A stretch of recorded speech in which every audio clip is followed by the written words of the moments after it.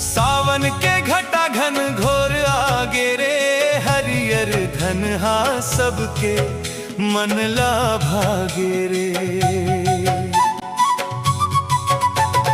जीवला जुड़ाए करिया घटा के बौछार,